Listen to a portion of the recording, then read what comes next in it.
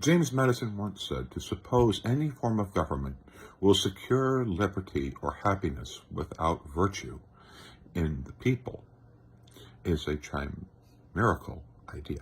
In other words, fantasy, bullshit, not possible. If you don't have a virtuous and ethical people, particularly at the leadership, is what he is talking about, the people in Washington, D.C. That doesn't exist. We've allowed for far too long what we know to be the truth. We know what ethics are, right? We know what virtue is. That's literally why we have what we have, where we have a president and a political party. And this is not just Republicans. There are Democrats that have these confusions as well about what is virtuous and what is ethics. We now have a country that decides to cut massive tax breaks to people who have more money than any other people in the history of the world, to want to have some lower taxes in exchange for 13 million people losing their health care and throwing millions of people into the street by trying to take away housing subsidies and housing support, including what will be, the loans that are supported for people who are first-time home buyers, other things like that, as well as cuts to basic services to people who are low income, in exchange for just simply massive tax cuts to the richest people in all of human history. And why? Because we don't understand ethics. We stop demanding that out of leadership. And yeah, it's like in my book, Restoring Honor in D.C., that I hope people will buy, because this is the beginning of a movement to actually finally develop ethics and impose them under the rule of law like our founding fathers wanted. In it, it identifies 6 key legislative solutions to do it, and 4 of them could, I believe, be done in the courts that would literally impose ethics at D.C. at a minimum standard of what is ethical.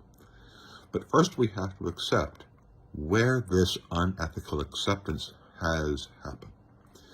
And in many ways, it started during the Civil War. The Civil War was a great moral war, a great moral debate, and the failure of the two-party system. They couldn't remove people from Congress or government who literally waged war well before the Civil War. You had congressmen beaten nearly to death on the floor of the Senate, and they couldn't remove them because there was the two-party system and required 2/3 to remove people from office, as the impeachment clause said. But nevertheless, America was supposed to be this incredibly highly ethical thing, but the problem is that inside of we had this one area of our society which was the great moral vacuum, and that was the institution of slavery. The institution of slavery was more than just simply buying and selling people. It included a perversion of biblical teaching and Christian teaching. It included bastardization of science by eugenics, economic motivations, which is the buying and selling of people. It also included, deeper inside of it,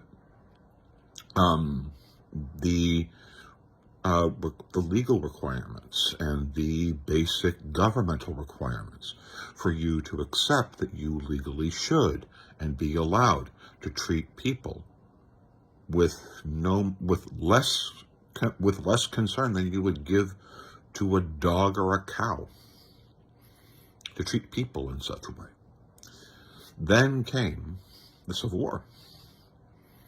And at the end of it, Lincoln wanted, at the end of the Civil War, for the United States to return to its formation as one nation, united, even after one of the bloodiest, the war with the highest number of American dead, and of any war in American history, because Americans were killing Americans, with the greatest loss of American cities than any war in American history.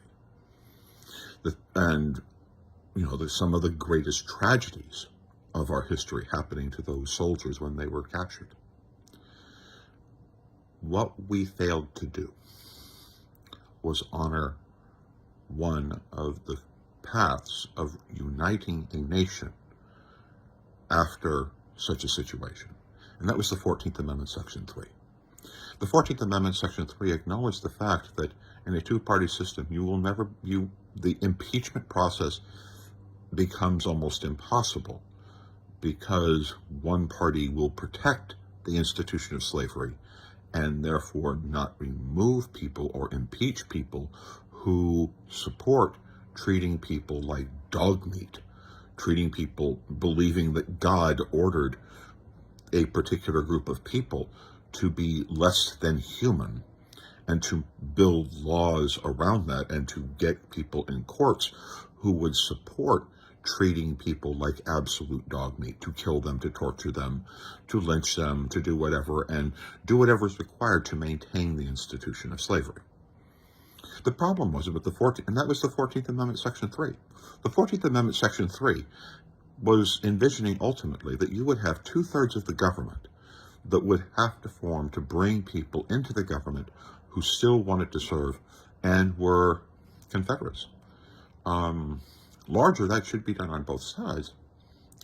But what you had was a guarantee before the government starts that there is 2/3 of the elected bodies of both houses that would be forming a government. So that would tell a corrupt president, that would tell a corrupt anybody, that the number required to impeach you has already voted. And they are already ready that if you step out of a clearly moral or ethical line, that you're gone, because 2/3 has already voted to form the government. You just got to get on their bad side and you're gone. But that was back in, about 1870, in the 1860s? That's when they formed the 14th Amendment. And the 14th Amendment, Section 3. And we were doing that. It was successful. There were former generals, including Nether Bedford Forrest, the man who literally created the Klan. And you know what he did? He apologized for what he was, because he was forced to see the value of black people. It's not that he wasn't racist. It's just that he was a little less racist. But then what came, which was called the Great Compromise of 1877, where our society stopped forcing 2/3 to form the government. And since we did that, what happened from that point forward eventually became what we knew as separate but equal. And it was more than just simply separate but equal. It was a host of legal and political moves done by the Klan, done by former Confederates, like the Klan, who were committed to maintaining what is called the institution of slavery. And that was to make lynching legal. That was to try to protect lynching. That was to protect torture and terrorist activities conducted by organizations like the Klan to maintain the institutions and the structures of slavery. So we were literally living for 100 years in a quiet, unspoken truth by these people who had absolutely no ethics. And I'll even say it, a lot of these people were Democrats. And it took Democrats to break from that. And our country had to break from that because it had to separate itself from highly immoral and unethical behavior. Then came the Powell decision in 1969. Now, Powell was a member of Congress who took public funds to basically take care of his house. Now, he was a minority congressman. But at the end of the day, this and all of that other immorality basically had the United States Supreme Court saying that, yeah, you can't remove him if the people elect him, even though he stole public funds to decorate his home. We have maintained this craziness, but there are very specific solutions to it. Now, in the next video, I'm going to go into what those solutions are based on history and what our laws are today. There are 6 core provisions to being able to address the problems of our ethical black hole that we live in, the swamp as Trump referred to it, and why it is that Trump, yes, is the best person to talk about the ethical black hole that we all live in, is because he made millions and millions by living inside of the black hole. His close friend Epstein, was the essence of the swamp and the black hole, and Trump was his close personal friend for a decade. So Trump, yes, knew the ethical black hole. The difference is that he made millions off of the ethical black hole. We can change this. So let's go on to part 2. And again, please click the link, which is just the first book, which is the ebook on Amazon about the publication. And we're going to try to make these 6 things happen. 4 of the 6 can be done through the courts by simply upholding what is the truth, which could be done without votes in Congress, with the court simply agreeing with equal protection under the law and upholding the positions held, the legal opinion of the Department of Justice.